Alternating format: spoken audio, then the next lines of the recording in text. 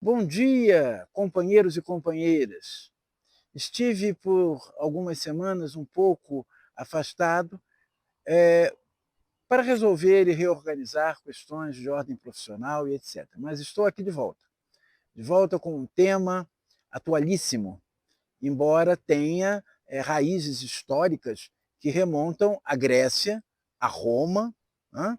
E é a anistia. A anistia ela é nada mais, nada menos do que um apagar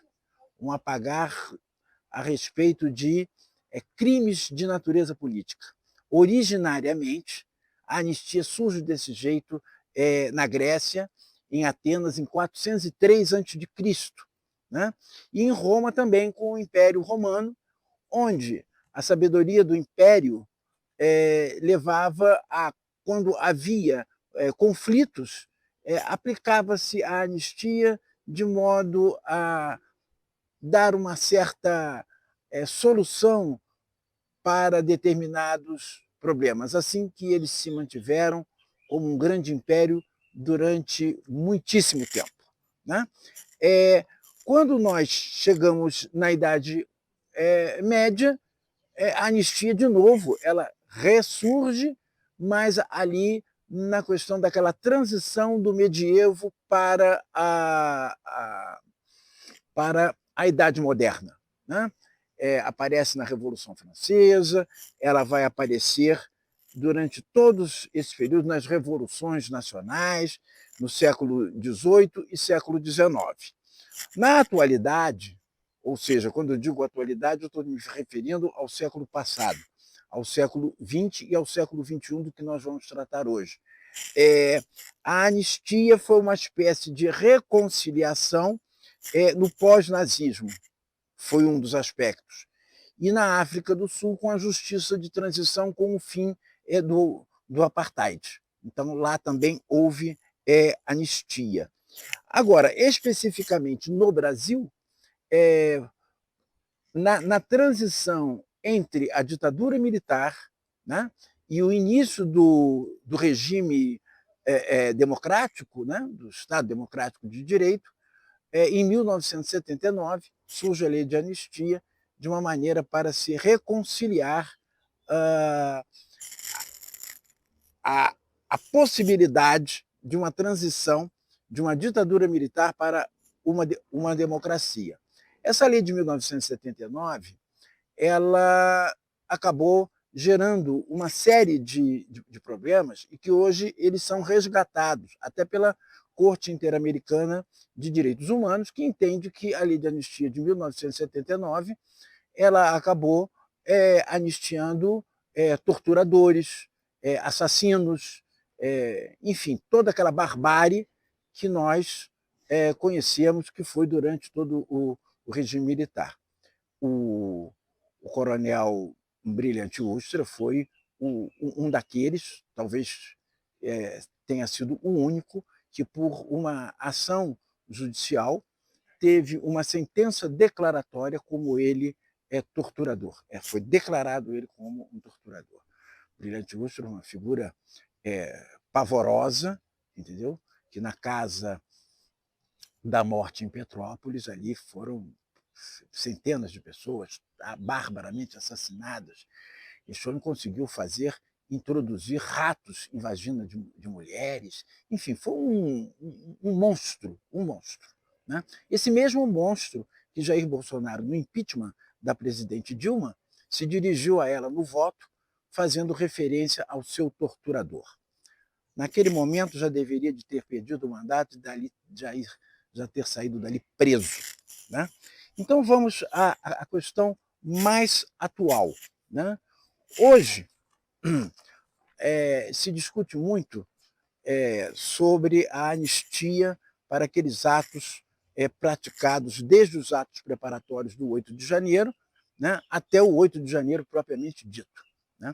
O que a Procuradoria-Geral da República os denunciou, tanto o grupo que fez organizou, pensou, né, o golpe, né, quanto aqueles que patrocinaram. Isso envolve tudo. Envolve oficiais, militares, envolve empresários e envolve uma série de coisas. O 8 de janeiro não foi um ato isolado, não aconteceu ali. Ele teve atos preparatórios. Esses atos preparatórios começaram desde 2021, quando foi questionada a questão da lisura e a questão das urnas eletrônicas. A partir dali, com a convocação pelo ex-presidente, o inelegível, por embaixadores, para poder colocar e expor o Brasil que o processo eleitoral brasileiro não era um processo confiável. Naquela sequência, veio uma série de atentados, tentativa de explosão do aeroporto de Brasília, da rodoviária. Depois, na diplomação do presidente Lula, também houve invasões na sede da Polícia Federal. Enfim, aqueles acampamentos feitos em portas de quartéis, tudo aquilo eram atos preparativos que culminaram com o 8 de janeiro. Né? Então, dali, todos esses crimes estão previstos no Código Penal e foi o que a Procuradoria da República, né, através do procurador Gonet, fez a denúncia e os transformou em réus. Ou seja, crimes que, evidentemente, jamais poderiam ser perdoados, dada a sua gravidade. Ou seja, a extinção do Estado democrático de direito. Enfim, com a tentativa de abolição do Estado democrático de direito, atos violentos, crimes contra o patrimônio público tombado, enfim, toda aquela mecânica que aconteceu no 8 de janeiro, que culminou. Aquilo foi a coroação de uma tentativa de golpe que, felizmente, não obteve resultado, senão eu nem estaria hoje aqui fazendo essa gravação se tudo aquilo tivesse sido concretizado. A bem da verdade, não há como anistiar essas pessoas.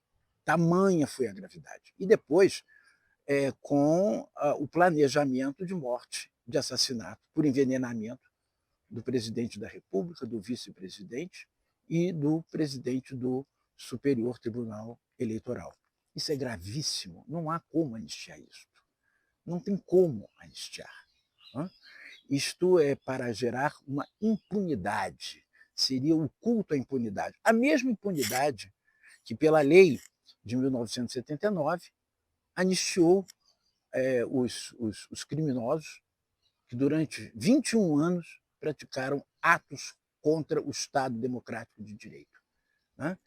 E o 8 de janeiro nada mais é do que a sequência, e muitos deles foram os mesmos que participaram daqueles governos militares ditatoriais.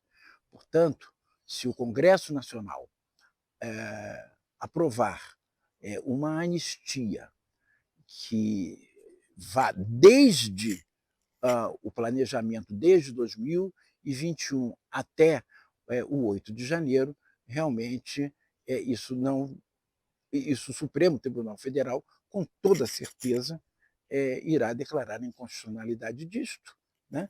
E, a bem da verdade, também isso terá que ser submetido à sanção presidencial. Então, nós estamos nessa quadra. Nós estamos neste momento extremamente delicado, onde há um conflito, né, entre os três poderes, o Congresso Nacional tentando ser uma espécie de poder hipertrofiado, dando regras não só para a presidência, mas como para o Supremo Tribunal Federal, mas a democracia, mais uma vez, ela prevalecerá. Torcemos todos que ela prevaleça. E o povo, com certeza, não irá admitir que essas pessoas não respondam pelos seus gravíssimos crimes cometidos. Então, agora já houve o primeiro bloco, que, que vai ser julgado pela primeira turma, agora já tem um outro bloco, e assim até chegar aqueles que financiaram e patrocinaram o ato contra o Estado democrático de direito. Isto representa um retorno àqueles critérios da ditadura militar, com censura, perseguições, tortura, desaparecimento. Ninguém tenha dúvida que aquilo irá se repetir. Não tem dúvida. Porque o próprio inelegível diz que as coisas só ficariam boas no seu sentido, com a morte de 30 mil brasileiros. É, um, uma figura execrável, uma figura que foi responsável pela centena de mortes de brasileiros na Covid. Enfim, em nada contribuiu para o Estado brasileiro. Apenas desmontou as instituições, contaminou as instituições com suas práticas de extrema-direita, de corrupção, de tudo. Né?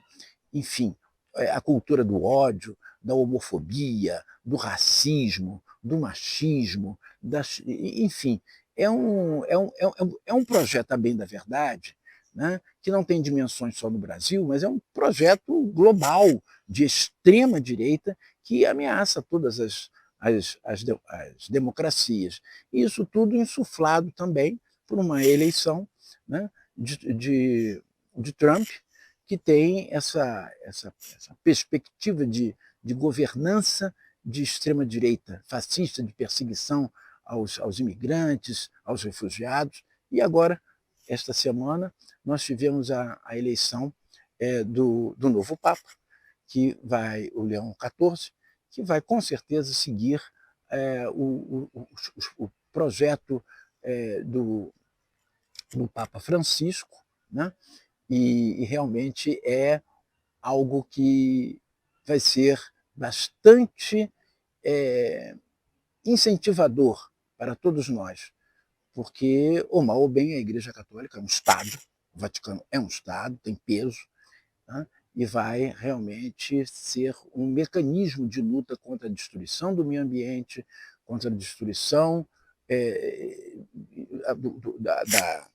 da verdadeira convivência humana das pessoas. Então, mais uma vez, agradeço a assistência e seguidores que soube que estavam realmente sentindo a falta dessas gravações, mas elas daqui para frente elas vão continuar com a mesma periodicidade do passado, certo? Salvo algum problema que haja, mas manterei essa temática dentro dessa natureza, naquilo que Papa Francisco chamava a casa de todos, essa natureza exuberante dessa minha cidade chamada São Lourenço, em Minas Gerais.